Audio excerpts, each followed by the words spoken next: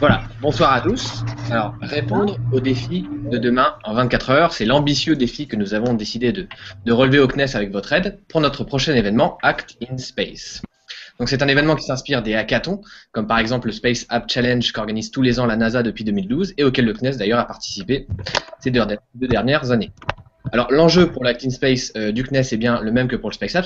Il s'agit de réunir des développeurs, des designers, des professionnels en tout genre, afin qu'ils relèvent des défis, entre guillemets, qui sont proposés par les organisateurs en créant des applications, des produits, des services pour répondre à ces défis.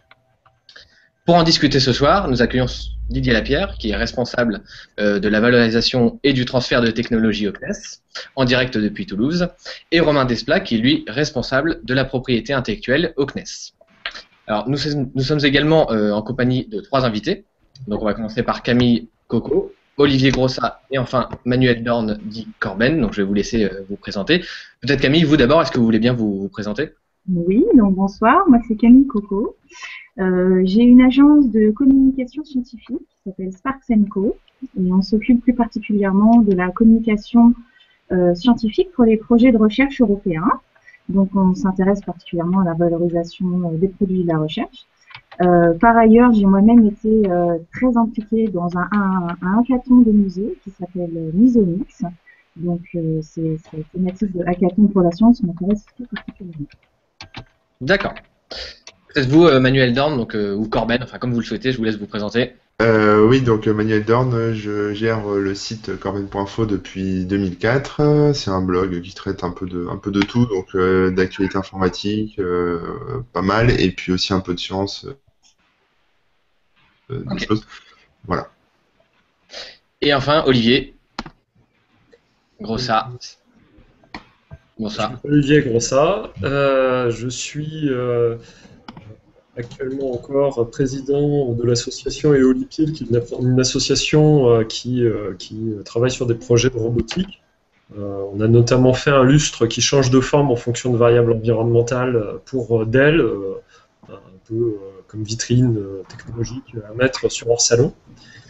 Sinon, avec Numa, clairement, je sers de coach sur comment dire, comme sur le Space App Challenge. Et puis, pour le reste, je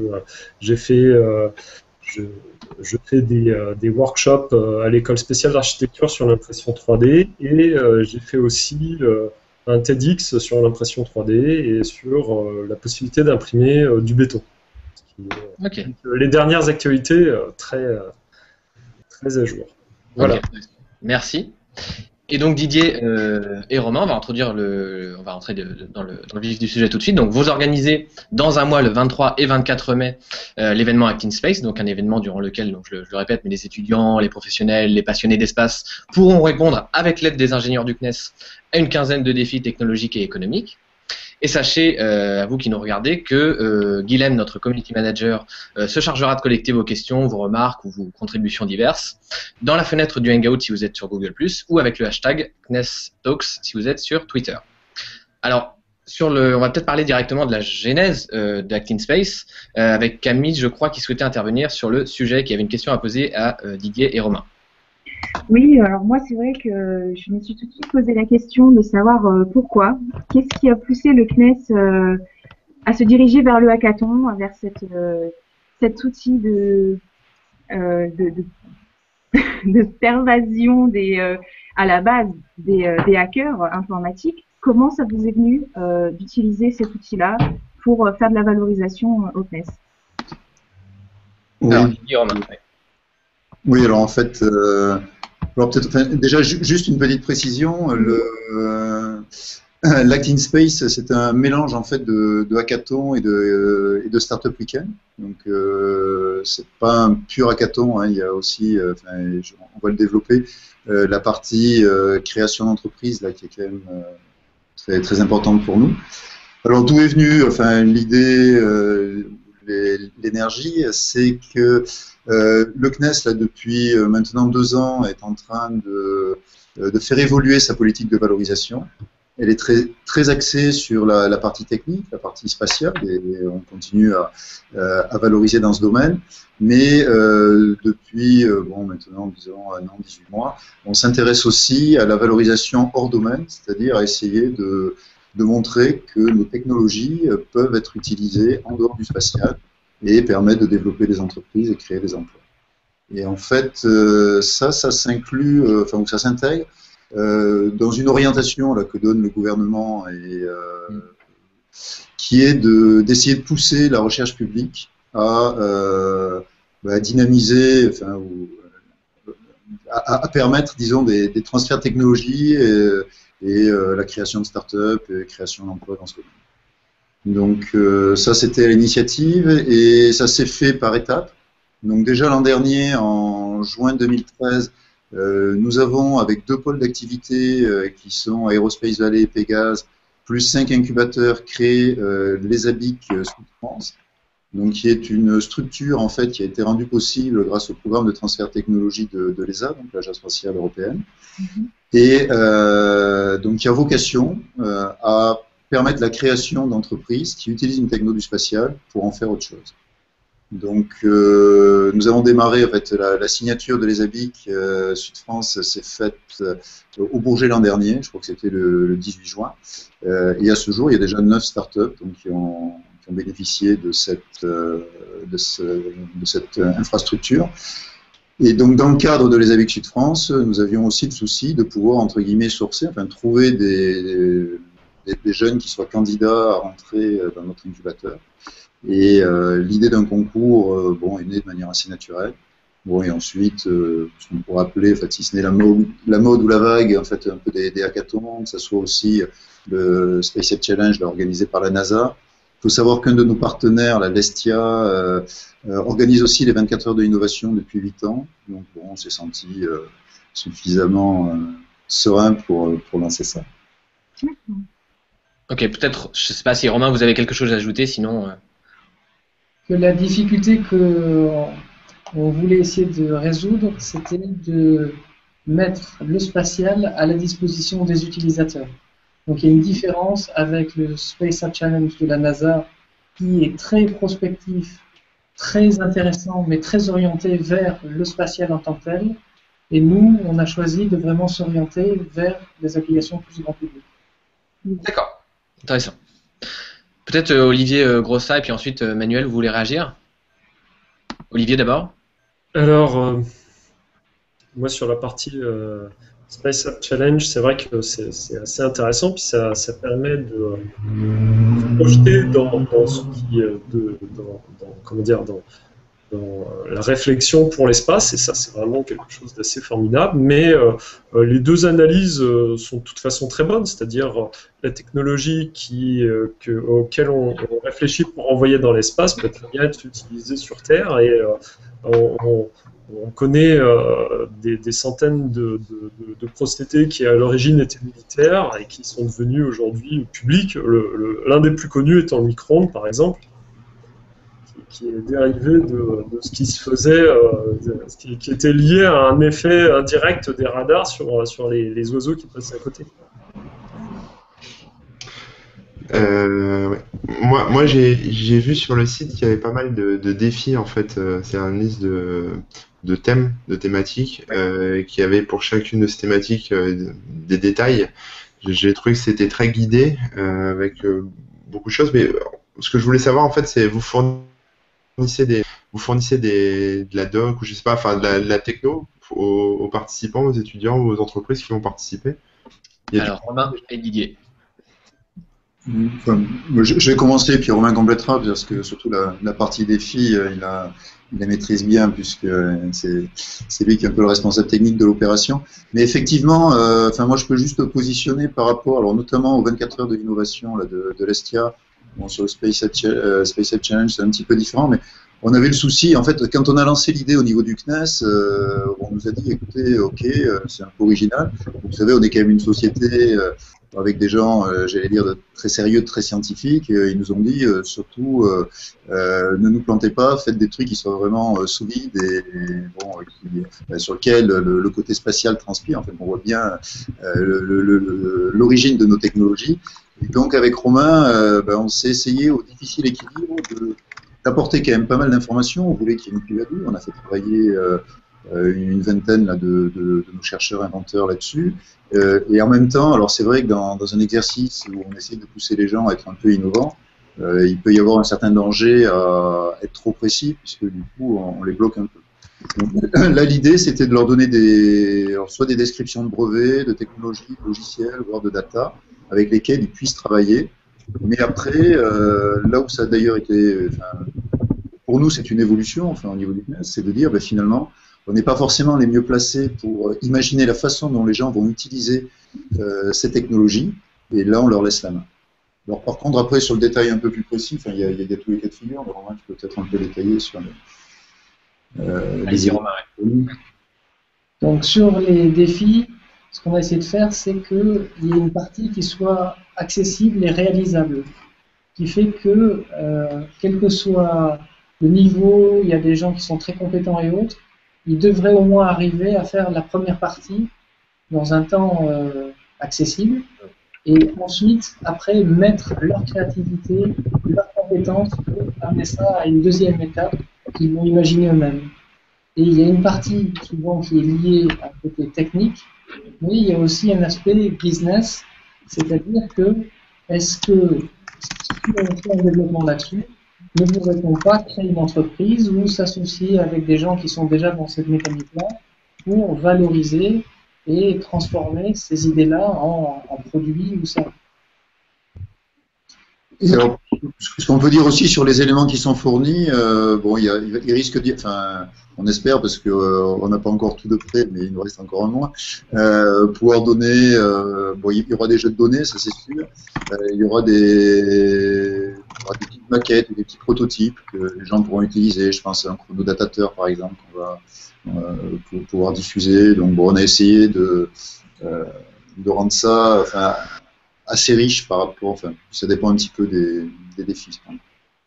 D'accord. J'avais encore une question. J'ai vu que ça se passait donc simultanément dans plusieurs villes. Tous les défis seront, on va dire, réalisables dans toutes les villes en même temps? Parce que j'ai vu qu'il y avait des gens aussi du CNES qui allaient on va dire, parrainer certains défis ou aider les candidats. Est-ce que c'est réparti ou est-ce que tout le monde aura accès à tous les défis, peu importe les intervenants du CNES qui seront présents ville par ville? Alors en fait, les défis sont effectivement, ils peuvent être relevés dans n'importe quelle ville. Alors ensuite, c'est vrai que ça serait mentir de dire qu'on a autant de... En fait, au niveau des experts, on a 3 catégories d'experts. On a le référent du défi, c'est celui qui a posé le défi, donc lui, il le connaît le mieux. Ensuite, on a des experts qu'on qualifie de spatiaux, c'est-à-dire des gens, pas spéciaux, spatiaux, des gens qui connaissent bien le spatial et qui peuvent relayer le référent et puis donner des explications sur les technos, parce qu'il y a quand même un côté, j'allais dire un peu pédagogique. Il y a des jeunes qui viennent, pour certains, ça va être leur premier contact avec le spatial. C'est important qu'ils aient des gens qui aiment ça et qui le connaissent. Puis après, on a des experts qui sont experts dans des tas de domaines, comme le business, l'innovation, la propriété intellectuelle. Alors, les référents, il y en a, la plus grande partie est sur Toulouse, parce que les ingénieurs sont sur Toulouse, parce que c'était quand même difficile de les déplacer. Mais on en a aussi qui vont être répartis dans d'autres villes. Il y en a, de mémoire, il y en a un à l'Estia, il va y en avoir un à Toulon, il doit y en avoir 2 à Paris, et il doit y en avoir une dizaine à Toulouse. Alors là, nous, on est en train de déployer au moins un expert, on va dire, spatial sur chacune des villes. C'est en train de se construire aussi parce que tous les experts ne viennent pas du CNES. Il y a des sociétés comme TAS en particulier, mais Astrium aussi qui nous aide pour essayer de mettre des gens compétents dans les différents domaines. Ok. Donc je crois que Manuel avait une question supplémentaire. Ouais, c'est la dernière, après je vais me coucher. Non, je plaisante. Je voulais savoir en fait là, les inscriptions sont ouvertes jusque quand? Et vous avez déjà eu beaucoup de monde là d'inscrits ou ça se rend? Alors, au recensement lundi dernier, on était à 60 personnes. D'accord. réparti sur les civils, hein, et c'est pas réparti de manière très équitable. Ok. Bon, il reste un mois, donc je suis pas très familier de ce genre d'exercice, mais les gens qui le sont relativement sereins. Ouais, en général, ça se remplit à la dernière minute. Ouais, voilà, sachant que alors après c'est le premier exercice, hein, donc on sait pas trop, enfin, on n'a pas de référence, mais disons qu'entre 100 et 150 personnes sur l'ensemble des sites, ce serait déjà vraiment très bien. Ok. Est-ce que peut-être vous pouvez décrire c'est-à-dire que là on a voilà 60 personnes et l'objectif c'est à 100 à 150, mais qui sont les inscrits, quelle est la typologie des inscrits, est-ce qu'il y a une typologie qui se dégage déjà ou est-ce qu'on a des infos là-dessus? Non, en fait, si peut-être pour l'instant, il y a pas mal d'étudiants venant d'écoles scientifiques. Alors là, c'est peut-être parce qu'on a des relais plus naturels. La plupart des gens qui y sont viennent de ces écoles, donc la diffusion a été peut-être plus facile. On a aussi des étudiants d'écoles de commerce. On a des architectes. Enfin, il y en a au moins à Paris, c'était le premier inscrit d'ailleurs. On a été fait. D'accord. Puis, il y a aussi des élèves d'école informatique, bien sûr. Par contre, enfin, nous, ce qu'on préconise, après, c'est difficile, hein, c'est les candidats qui sont libres de construire les équipes comme ils le veulent.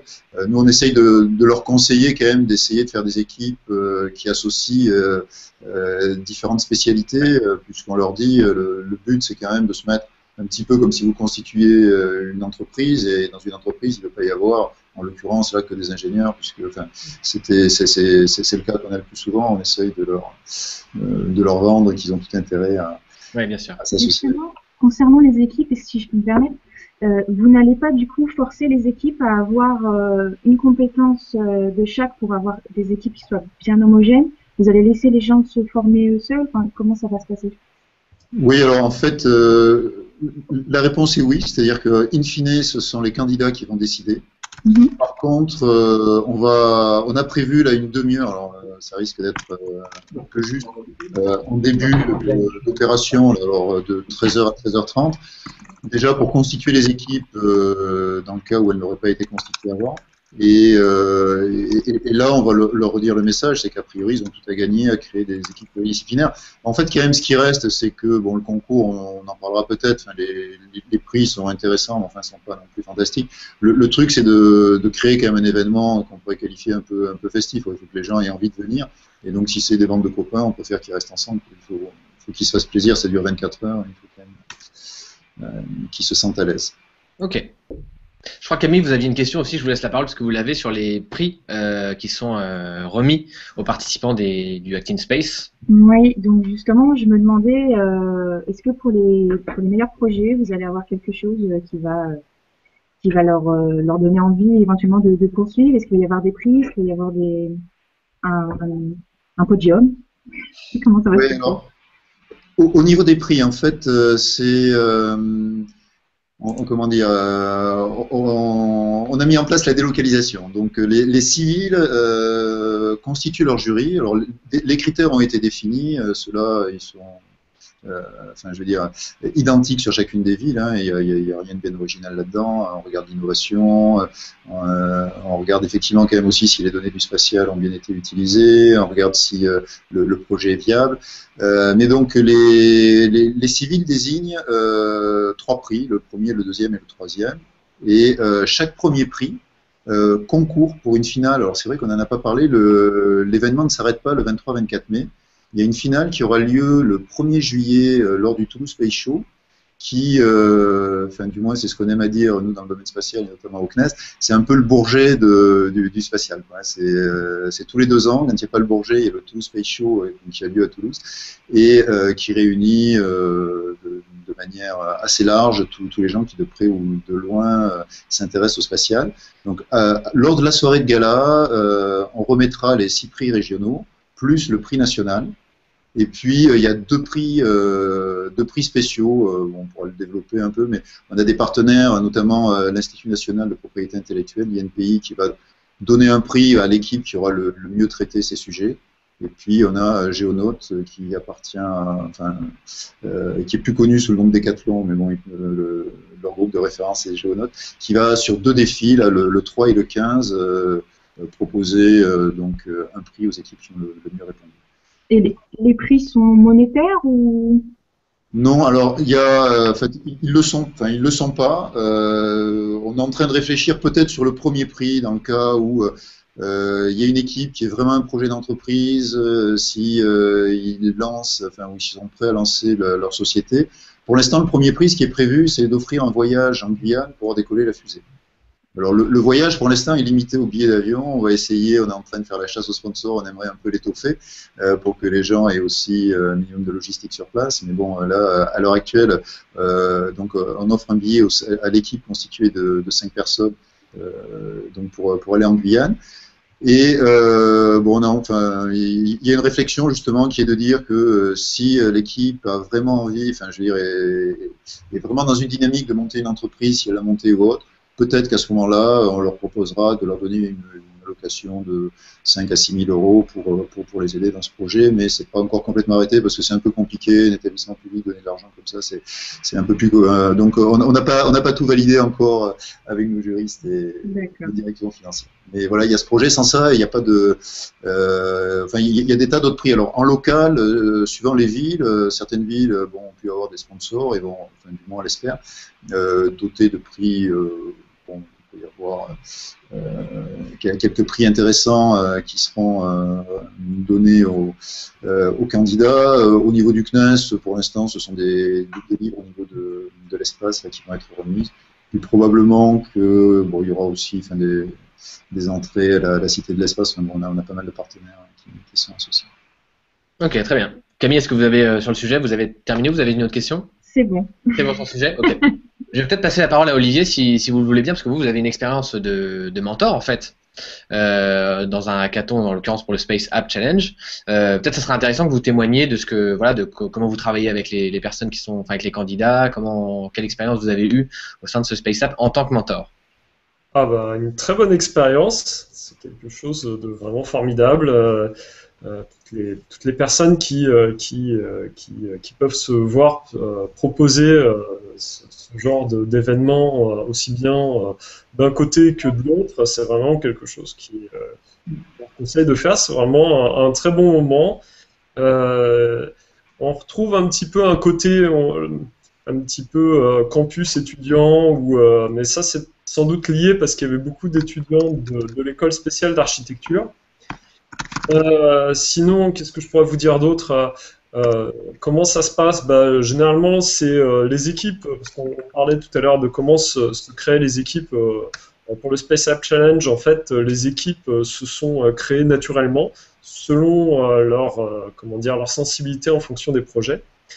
Ça a des avantages et des inconvénients. Ça permet d'avoir des équipes très dynamiques parce que c'est vraiment sur le concept que chaque personne a envie de travailler et du coup il y a une espèce de noyau dur qui se génère très vite. Par contre, ça a un inconvénient, c'est qu'on va se retrouver assez facilement avec dans un groupe, vous aurez les personnes plutôt geeks informaticiens, et dans un autre groupe, vous allez avoir la partie plus designer, archi, et ça, bon, c'est peut-être le côté qui est un petit peu gênant, mais bon, après on peut réfléchir à des moyens de brasser un peu plus les populations. Alors maintenant, pour vous répondre sur comment ça s'est déroulé, les gens, comme ils s'approprient le projet, ils avancent naturellement. Ensuite, dans le rôle de coach, on est plutôt là pour essayer de leur dire est-ce que vous avez pensé ceci ou est-ce que vous avez pensé à cela, pensez à réfléchir que ça soit quelque chose qui ne soit pas complètement irréalisable, que ça reste assez logique dans une conception. Il faut réfléchir aussi au vecteur de communication, à comment vous présentez l'idée, à tout ça. Enfin, c'est une espèce de brainstorming très poussé et dans un laps de temps très court, ce qui fait qu'il faut phosphorer grandement pour réussir à avoir quelque chose qui sorte du lot et pour avoir des projets qui soient bien, mais bien sur tous les points, c'est-à-dire le point de vue technique, le point de vue communication, le point de vue comment dire, un réseau, même, enfin, tout doit s'agencer correctement pour qu'à la fin le concept soit vraiment intéressant. Ok. Peut-être, Camille, il y a une question, mais d'abord, je reste juste avec vous, Olivier, une minute, parce que c'est intéressant ce que vous disiez sur la répartition des profils dans les équipes. C'est-à-dire, vous, en tant que mentor, donc vous avez constaté que c'est parfois des profils plutôt homogènes qui se mettent ensemble et qui travaillent ensemble. Ouais. Qu'est-ce que ça donne comme résultat dans l'appropriation qu'ils ont des défis? C'est-à-dire, vous avez des défis X, Y et Z. Qu'est-ce qu'en font les équipes? C'est-à-dire, est-ce qu'ils restent sur le défi tel qu'il est formulé ou est-ce qu'ils le remodèlent? Est-ce qu'ils le retravaillent en fonction de leur profil? Je pense que c'est un enseignement qui est intéressant pour Didier Lapierre et Romain Desplat et pour tout le monde qui nous regarde parce que c'est un vrai enjeu aussi des hackathons. Alors, pour moi, c'est important que chaque personne s'approprie le sujet. Donc, on ne peut pas leur dire, bah non, tu seras dans tel groupe, parce que ça marche peut-être à l'école, mais ça ne marche pas dans quelque chose de collaboratif. Il faut que les gens ils trouvent leur sensibilité. À la limite, ce qui aurait peut-être valu le coup d'être fait, c'est que on leur dise, bon, bah, là, il y a peut-être un peu trop de personnes qui sont liées à la programmation. Il faudra peut-être faire venir un designer, histoire que vous soyez un peu plus hétérogène en groupe. Alors, qu'est-ce que ça génère? Ça génère des effets très positifs. C'est que quand vous vous retrouvez sur un groupe où il y a beaucoup de personnes qui font de la programmation, et ben, ils vont avancer très vite. Parce qu'il va y avoir un échange d'idées qui va être très fort, surtout sur le même sujet. Et certaines questions qui vont rester en suspens vont être répondues naturellement par d'autres personnes dans le groupe. Ça, c'est le côté positif de la chose. Le côté négatif, c'est que, par exemple, le groupe qui va être plutôt geek, informaticien, robotique, va avoir tendance à moins soigner sa présentation et son rendu final, ce qui est un peu dommage. Le groupe qui va être très orienté designer et tout ça, va pas réfléchir franchement comment dire, au côté applicatif de la chose. Il va avoir un aspect plus, je ne vais pas dire terre à terre, mais plus dans le domaine, comment dire, physique, palpable de la chose. Et voilà.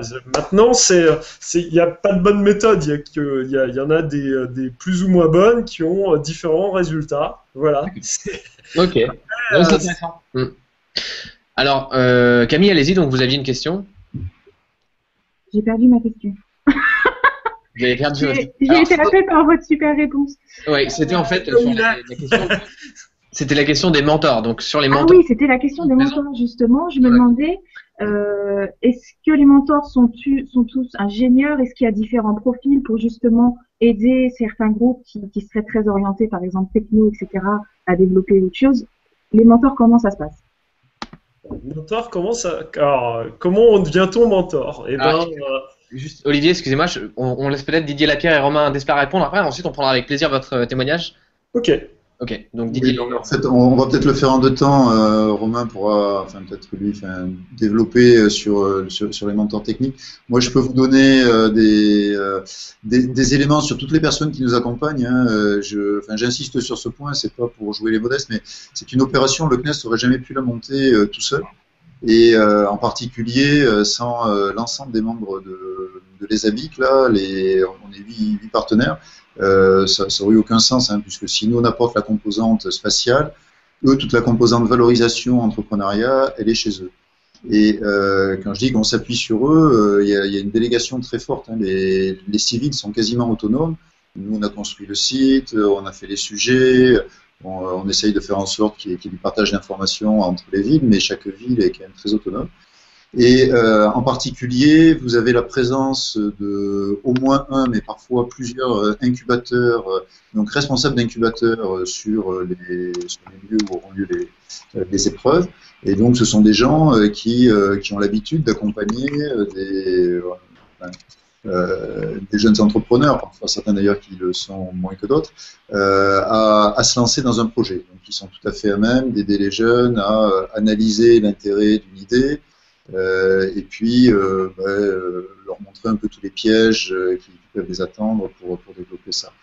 On a essayé de sélectionner, alors au niveau des écoles, vous devez savoir, là, il y a de plus en plus d'écoles qui ouvrent des cursus d'élèves entrepreneurs. Un peu comme il y avait, on faisait ça dans les sports-études, là, maintenant, de plus en plus de facs se lancent dans des cursus où on dégage du temps aux élèves pour monter leur boîte. Et là, donc on travaille avec, il y a un certain nombre de ces écoles qui nous ont contactés. Et bon, suivant, évidemment, on ne peut rien dire à l'avance, mais suivant les résultats des travaux, il pourrait y avoir des prolongements dans ce cas-là. D'accord. Et puis, il y a aussi, alors au niveau des personnes qui accompagnent, il y a aussi des gens du juridique. En particulier, il va y avoir un représentant de l'INPI dans la propriété industrielle sur chacune des villes. Il y a dans certaines villes des avocats, habitués à monter ce type de dossier. Notamment, j'étais à Cannes la semaine dernière, là, il y avait deux cabinets d'avocats là qui étaient prêts à relayer, et donc on essaie de faire. Ok, Romain? Oui. Un petit complément, c'est les mentors, ça rejoint un peu ce que Olivier a dit, c'est-à-dire que c'est un travail où il va y avoir plusieurs compétences. Donc il y a des compétences techniques peut-être liées au contexte spatial de départ, il va y avoir aussi un contexte lié à de l'application, un développement informatique, et c'est peut-être une autre personne, etc. Et je pense que pour la création des équipes, il y a un dynamisme qui va s'instaurer naturellement, c'est-à-dire qu'il va y avoir des gens qui vont venir, une personne seule qui va rejoindre une équipe en disant « Tiens, moi je suis designer, vous travaillez là-dessus, est-ce que je peux me joindre à vous ?» Et naturellement, il va y avoir des équipes avec une mixité qu'on ne prévoit pas maintenant. Et peut-être un designer va rejoindre une équipe de très bons copains programmeurs et ensemble, ils vont faire quelque chose d'extra. D'autre part aussi, il va y avoir le fait qu'il y ait les mêmes défis sur plusieurs sites. Il se trouve que sur un site, il y a des gens qui prennent un défi plus côté design, et le même défi soit vu plus côté business sur un autre site. Et à nouveau, il pourrait y avoir une synergie durant ces 24 heures, peut-être, avec des équipes qui vont échanger et mutualiser des efforts, même s'ils ont commencé de manière un petit peu indépendante au début. D'accord, intéressant. Ok. Olivier, je crois, voulait compléter ce propos sur les mentors, donc toujours sur le sujet des mentors, comment ils sont choisis, comment est-ce qu'ils travaillent, etc. Olivier, si vous voulez, allez-y. Eh bien, j'en reviens un petit peu sur le côté structure qui génère des sociétés derrière et avec des mentors et tout ça. Ça, c'est quelque chose qui est assez connu dans les universités américaines où on voit beaucoup de petites startups émerger naturellement des grandes universités ou moyennes universités américaines parce qu'ils ont une espèce de, comment dire, ils ont une espèce de challenge à produire un concept définitif et je pense que c'est peut-être un truc qu'on ne connaît pas trop en France. Et ça vaudrait le coup, je pense, qu'il y ait une analyse un peu faite comme ça, de pas forcément lancer une société, mais au moins de temps en temps que les écoles et les universités produisent des concepts finis qui serviront à être commercialisés. Je pense que ce serait quelque chose qui serait très intéressant. Est-ce que Romain et Didier, vous voulez réagir à cette contribution d'Olivier? Ça va un peu dans ce sens-là d'ailleurs, parce que vous avez beaucoup d'étudiants qui participent, donc mais allez-y, si vous avez une réaction. Oui, en fait, je pense qu'effectivement ce que dit Olivier est tout à fait dans la lignée de ce qu'on essaye de mettre en place et de promouvoir, et on travaille avec, j'insiste pas mal là-dessus parce que on a beaucoup d'appui avec des gens là qui sont spécialisés dans la valorisation et le transfert de technologie. Et il y aura par exemple aussi, alors c'est ce qui peut permettre de le faire alors, à l'université ou un peu à côté, il y aura des gens qui seront dans les SAT, les sociétés d'accélération de transfert technologique, qui seront présents et au jury et peut-être aussi dans la salle pour aider les gens. Et bon, si des projets ou des idées sont détectés, ce sont des sociétés qui ont été mises en place là, il y a 2 ans pour les premières, qui sont là pour aider à cette maturation et permettre donc à des inventions qui ont des niveaux de maturité, on appelle ça des TRL dans notre jargon, très, très faibles, de pouvoir évoluer vers quelque chose qui est quasiment commercialisable. Donc, bon, je ne sais pas si ça va effectivement donner des résultats sur tous les défis, mais on va être vigilant et on va essayer effectivement. Ok. Romain, est-ce que vous avez quelque chose à ajouter ou on passe peut-être au... C'est bon, ouais. C'est bon, la troisième partie. Donc, on va peut-être parler de l'après, en fait, Acting Space, donc qui, vous l'avez rappelé, Didier, hein, mais qui se composera de 2 étapes. Mais je crois que Corben Manuel avait une question sur ce Oui. sujet de l'après. Je voulais savoir en fait, parce il y aura les gagnants, il y aura ceux dont les projets n'auront pas été retenus. Qu'est-ce qui va se passer pour tous ces projets en fait? Enfin, pour les gens derrière, pour tous ces projets, est-ce que c'est des choses que le CNES va s'approprier? Est-ce que c'est des choses que les gens vont développer de leur côté? Est-ce qu'ils seront soutenus? Enfin, peu importe. Oui, alors là, on touche effectivement un point important à 2 égards, hein. Le premier, c'est que quand enfin, on demande à surtout à des jeunes, enfin, de travailler comme ça pendant tout un week-end, bon, on ne peut pas se contenter enfin, de faire une opération de com là, et puis de les laisser tomber. Et notamment, on a quand même le souci d'inscrire l'Acting Space dans le temps. Il y a même des projets de pouvoir l'étendre éventuellement à l'Europe d'ici 1 an ou 2. Donc pour ça, il faut effectivement que ça puisse répondre à des attentes des étudiants au-delà du week-end. Alors qu'est-ce qu'on envisage pour ça? Alors il y a plusieurs, bon, on a vu la notion de prix, mais ça, c'est ponctuel. Alors on n'a pas toutes les solutions à ce jour. Ce qu'il y a, c'est que on a déjà réfléchi à plusieurs pistes. Alors déjà, je l'ai dit au début, c'est quand même un moyen pour arriver à trouver des candidats pour entrer. Alors à l'incubateur privilégié qui nous aide à construire ça, enfin le méta-incubateur, parce qu'en fait il y en a un qui est les Amis de Sud-France. Donc si les projets sont intéressants, évidemment les personnes qui travaillent dans ces incubateurs vont les aider, les encourager pour monter les dossiers, pouvoir rentrer dans les Amis de Sud-France. Ça peut être mûri avec les différentes écoles, c'est-à-dire qu'on peut imaginer que le projet soit en gestation pendant 1 an ou 2 ans, suivant là où en sont dans leur cursus les étudiants, pour pouvoir à la sortie permettre à ces étudiants de lancer une société.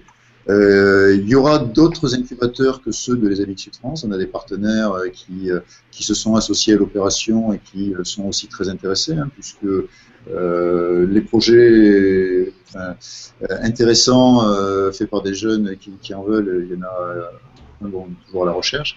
Et ensuite, au niveau du CNES, on réfléchit en fait à la politique qu'on va mettre en place derrière. On sait par exemple que on va probablement proposer des prolongements par des stages, si certains sujets, certains travaux le méritent. Bon, on a déjà l'accord là au niveau des gens qui gèrent ça pour que éventuellement il puisse y avoir un certain nombre de stages qui puissent être proposés aux étudiants. Après, ils prennent ou ils prennent pas. Et puis, et là par contre, ça reste à construire. Hein, mais nous, il nous faut aussi faire les preuves en montrant que l'Acting Space produit des projets intéressants. Mais le CNES a une action quand même assez importante vis-à-vis des universités, de l'enseignement. Donc il y a d'autres personnes au niveau du CNES qui travaillent là-dessus et qui suivent avec attention nos travaux et qui à ce moment-là pourraient peut-être prolonger. C'est un peu ce qui est reproché souvent au hackathon, c'est une opération one shot qui a fait les suites, parfois on les maîtrise pas tout à fait. Donc là, ça pourrait donner lieu à un projet qui pourrait se prolonger avec d'autres personnes, hein, puisque la valorisation, heureusement, on n'est pas tout seul le CNES à s'intéresser à ces sujets-là. Donc voilà, on imagine qu'il y a même des prolongements. Il y a aussi, bon, là c'est peut-être un peu plus anecdotique, mais je pense que ça peut être intéressant pour les jeunes. On va ouvrir lors du Toulouse Space Show, là, donc je vous rappelle, hein, c'est le petit Bourget spatial. Sur le stand du CNES, tous les candidats seront invités à venir. Alors on ne sait pas encore sous quelle forme.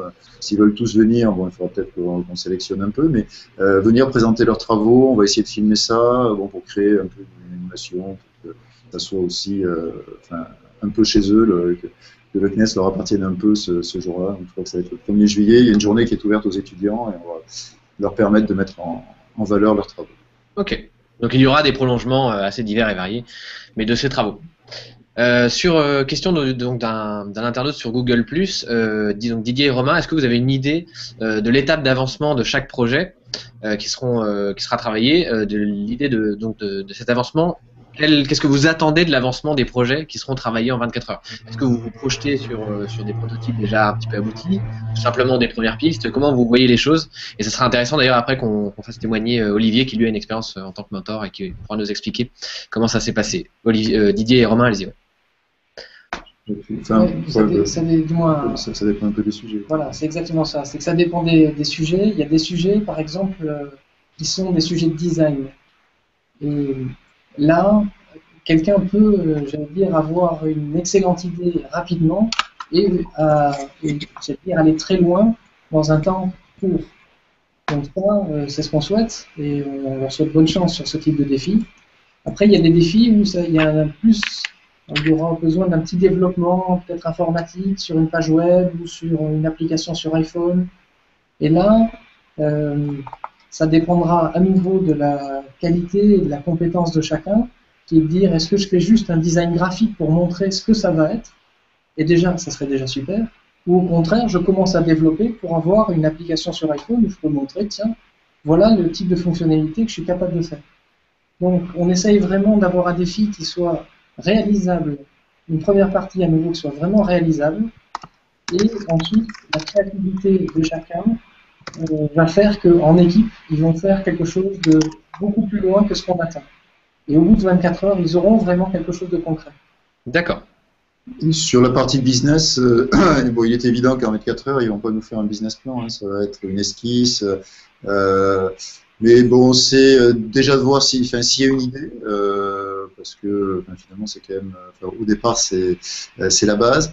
De voir aussi s'il y a une réflexion par rapport à cette idée, c'est-à-dire quand il y a une idée, si on est les seuls à l'avoir aussi, c'est pas forcément toujours rassurant. S'il y a un peu de concurrence, ça veut dire que c'est peut-être un peu plus solide. Il faut pas qu'il y en ait trop parce que sans ça vous partez un peu tard. Donc il y a tous ces éléments-là. Et bon, par rapport à ça, je pense qu'après on va mettre au niveau du jury des gens qui sont suffisamment expérimentés pour savoir s'adapter en sachant très bien qu'en 24 heures, les gens n'ont pas la possibilité de monter un dossier comme ils peuvent avoir l'habitude d'en recevoir. D'accord. Peut-être Olivier, est-ce que vous voulez témoigner justement, donc encore une fois, sur le rôle de mentor que vous avez eu au SpaceApp, quel état d'avancement des projets vous avez constaté? Est-ce que c'était est-ce que c'était plus ou moins avancé selon les défis, comme vient de l'expliquer? Oui, c'est assez avancé. Alors bien sûr, vous avez complètement raison, on leur demandera pas de monter un dossier pour déposer les brevets à l'INPI ou pour monter une start-up ou en 24 heures, c'est évident. Maintenant, oui, c'est très avancé et ça permet de faire de la recherche participative et ça permet de mettre en avant des idées, des concepts auxquels on n'aurait pas forcément pensé au premier abord et d'avancer sur des choses auxquelles, qui seraient pas... comme ça dépend aussi des sensibilités de chacun, chacun amène des solutions différentes au même problème. Ok. Merci. Je crois, Camille, vous aviez une question sur la suite, sur une éventuelle réédition du Act in Space en 2015. Oui, donc justement, je me posais la question, cette année, ça va être votre premier hackathon avec Act in Space. Est-ce que vous pensez déjà à renouveler l'expérience pour 2015? Est-ce que vous attendez de voir comment ça va se passer cette année?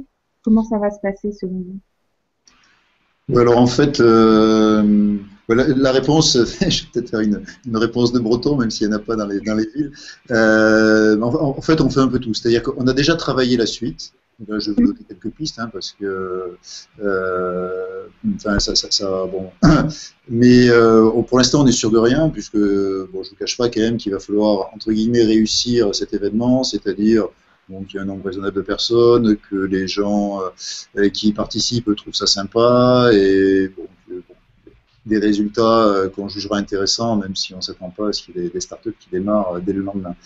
Alors ensuite, la suite à donner, alors, elle peut être déjà une extension sur un peu plus de villes, puisque là, cette année, quand même, le projet a commencé très tard. Hein, on a eu la décision novembre-décembre, hein, quand on a commencé à le proposer à la communication externe du CNES, ils pensaient qu'on proposait ça pour 2015. Donc pour lui, on a travaillé un peu à marche forcée, et je remercie d'ailleurs tous les partenaires qui nous aident. Un des problèmes du reste, c'est finalement peut-être le plus gros problème, c'est qu'en termes de subventions, il faut les demander sur le budget de l'année précédente, on est un peu en retard. Donc l'an prochain, si on le refait, les prix seront peut-être encore plus intéressants. Donc il pourrait y avoir une extension à plus de villes. On a déjà quelques villes cette année là qui étaient intéressées mais qui n'ont pas eu le temps. Ensuite, je vous ai parlé tout à l'heure de l'ESA, donc l'Agence spatiale européenne, qui a un programme de transfert de technologie qui est bien rodé. Là, ça fait plus de 10 ans là, qui le développe, avec notamment des ESABIC, la structure dont j'ai parlé et qui a été développée l'an dernier en France, qui existe dans, je crois qu'il y en a 8 qui existent, il doit y avoir 6 pays. Et donc il y a une tentation, mais là on est en discussion avec l'ESA qui regarde ça de manière intéressée, mais qui n'a pas encore donné son feu vert, et pour cause, parce que c'est quand même des décisions un peu difficiles à prendre, il faut un peu de temps, en se disant on pourrait proposer à d'autres incubateurs ESA qui sont en Allemagne, en Angleterre, en Belgique, en Italie, en Espagne, d'éventuellement se joindre à nous. Bon, on va en discuter pour être complètement transparent. Ça va être discuté lors du Toulouse Space Show, lors de la finale. Les gens de l'ESA vont descendre. Et bon, ce sera déjà un peu le temps du bilan. Et on espère bien que ça va se aboutir. D'accord. Ok, très bien. Manuel, vous aviez une question sur la propriété intellectuelle. Je reviens sur ma question d'avant. Justement, les projets, j'ai bien vu ce qui allait se passer ensuite, mais quand ils seront, on va dire, sur le papier, ou en tout cas sur les ordinateurs, à qui ils vont appartenir? À ceux qui les ont initiés, au CNES Oui, alors, sur la propriété intellectuelle, c'est un dossier qui n'est pas forcément simple à traiter. Alors, dans le règlement, là, on s'est appuyé sur des gens très compétents dans le domaine, notamment, enfin, on peut les nommer, parce qu'ils sont assez connus au niveau valorisation, c'est FIDAL Innovation, mais plus précisément, c'est Monsieur Pierre Brézé, là, qui est un expert assez reconnu, qui est même très reconnu dans le domaine. Et pour donner l'idée générale, c'est déjà, on avertit, et dans le règlement, il est précisé que si une personne arrive avec une idée géniale, il vaut quand même mieux qu'elle la protège avant, parce que, comme toute idée, et là, c'est pas parce qu'elle va le présenter à un concours organisé par le CNES, si elle la présente à tout le monde, derrière, après, la propriété intellectuelle, elle appartiendra ni au CNES ni à lui, ça sera quasiment du domaine public, parce que tout le monde l'aura vu. Donc, on demande aux personnes qui auraient ce type d'éléments dans leur cartable, de s'en prémunir. Mais il y a quand même un élément en réduction de risque, c'est que comme c'est le CNES qui propose les sujets, ce risque est moins sensible. Là, j'avais une discussion, il y avait le directeur là, de l'ENSED sur Toulouse là, qui m'a dit, moi je préfère ça à ce que vous demandiez à mes équipes d'arriver avec leur projet, puisque là, effectivement, en termes de propriété, ça serait plus sensible. Ensuite, les développements. Donc, s'il y a des logiciels, quoi qu'on écrive, ça appartient aux personnes qui les ont faits, et donc c'est pour eux. Donc, il y a... Oui, pareil pour le design. Donc, on aurait pu mettre ce qu'on voulait dans le contrat. Bon, alors après, en termes d'orientation, le CNES n'est pas à la recherche, parce que là, on est quand même sur des développements hors domaine spatial. Donc pour le CNES, c'est déjà une évolution d'aller vers le hors domaine spatial. On serait dans le domaine spatial, je ne tiendrai pas forcément le même langage, parce que le CNES tient quand même à pouvoir continuer à travailler, lancer des fusées, des satellites. Là, on est hors domaine spatial. Donc nous, on est là vraiment pour faciliter le transfert de technologie. Là, l'idée derrière, c'est de montrer que le spatial peut servir à créer des emplois, générer de l'économie. Et donc, même sur parce qu'il y a pas mal d'inventions qui sont liées à des brevets qu'on a ou à des licences, il est clair que si une équipe arrive avec un projet intéressant, on lui fera vraiment des facilités pour pouvoir l'utiliser, parce que ce qui est vraiment important, c'est donner les moyens à des jeunes de se lancer. Ok, est-ce que vous avez une réaction, Corben ou... Non, c'est bon. Ok. J'ai ce que je voulais. C'est vrai que sur la propriété intellectuelle, je me permets moi juste une question supplémentaire, c'est que les participants vont travailler donc sur des défis que vous avez proposés, mais ils peuvent choisir à l'issue de leurs travaux de rendre ces projets open source, c'est-à-dire les retravailler, choisir de les laisser, disons, ouverts à un travail supplémentaire par la suite. C'est quelque chose qui est possible et envisagé. Tout à fait, oui, oui, de toute manière, je pense que si on voulait les empêcher, ça serait difficile, mais c'est pas notre intention. Mais c'est l'idée, voilà, c'est l'idée de Ouais, l'événement. non, mais c'est pas. On est tout à fait dans cette dynamique. Alors c'est vrai qu'on est plus dans l'idée d'essayer de faire naître des services et de faire naître des sociétés, mais s'ils considèrent que le meilleur support pour eux, c'est de passer par un développement open source, il faudra le prendre. Ok, très bien. Ce qu'on- Est-ce que... Oui, allez-y, Romain. ce que je voulais ajouter, c'était de dire que dans les défis qui ont été proposés, la plupart, donc, comme l'a dit Didier, se basent sur des innovations qui viennent du CNES, donc qui ont été protégées, qui fait que ce qu'on a prévu autant que possible, c'est qu'on part dans un domaine où il n'y a pas une solution qui est déjà brevetée par d'autres. C'est-à-dire que si quelqu'un arrive à faire quelque chose dans ce défi-là et qui fait un excellent travail, comme dit Didier, qui va lui appartenir, il n'aura pas quelqu'un d'autre qui va lui dire ah au fait justement moi j'ai un brevet pour faire exactement l'application ou le service que tu proposes.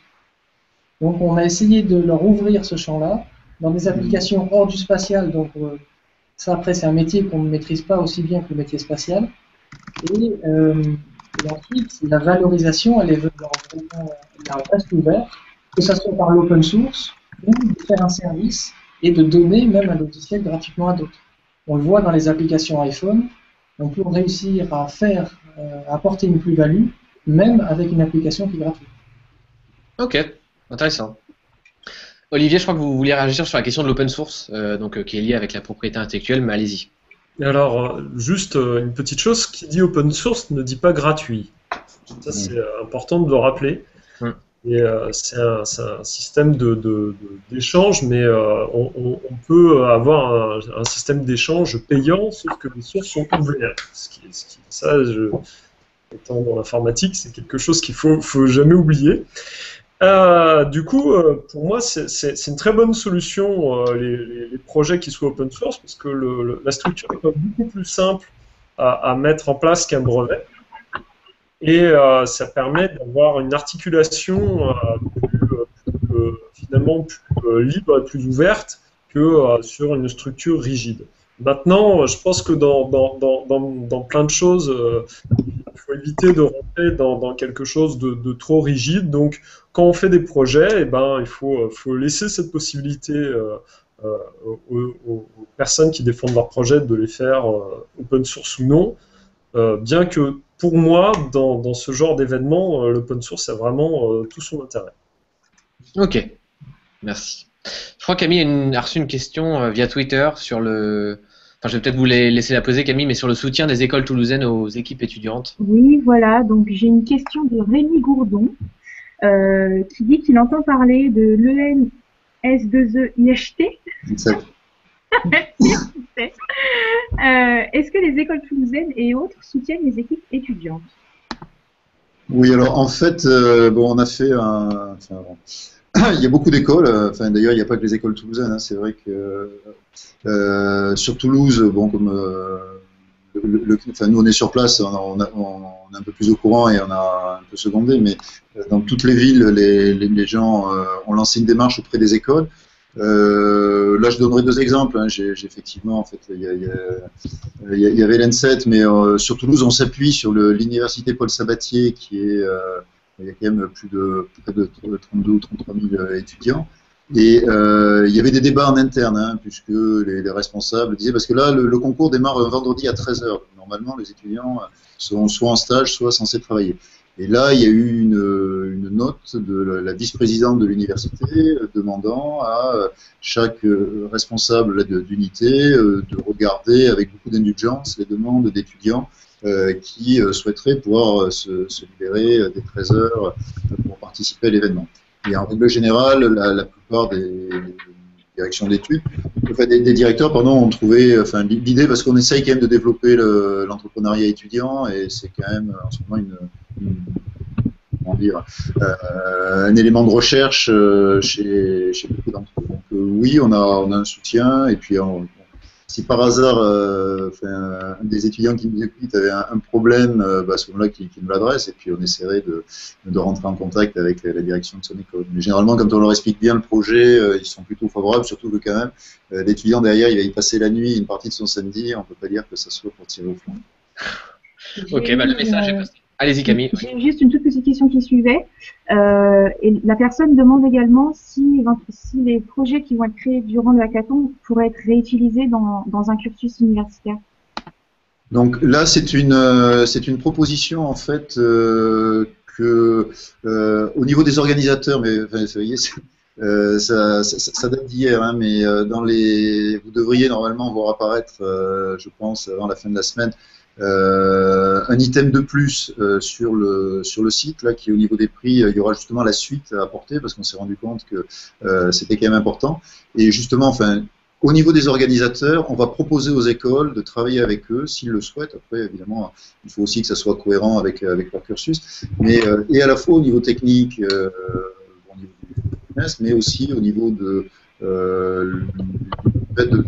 savoir faire cette démarche entrepreneuriat avec les incubateurs en particulier. Si les écoles sont désireuses de poursuivre l'expérience, tous les partenaires là ont dit qu'ils étaient prêts. D'accord, merci beaucoup. Est-ce que quelqu'un a une dernière question? Sinon, on va clôturer. Personne? Ok. Donc merci à tous d'avoir participé. Merci à Didier et à Romain d'avoir pris du temps donc, pour répondre aux diverses questions qui se sont posées ce soir. Merci à nos invités d'avoir répondu positivement à notre invitation. Je rappelle quand même avant de clôturer que le Act in Space du CNES aura lieu le 23 et 24 mai et qu'il est encore possible de s'inscrire sur cnes.fr/actinspace. Donc allez-y, inscrivez-vous, tout le monde peut participer, constituer des équipes et commencer à plancher sur les travaux.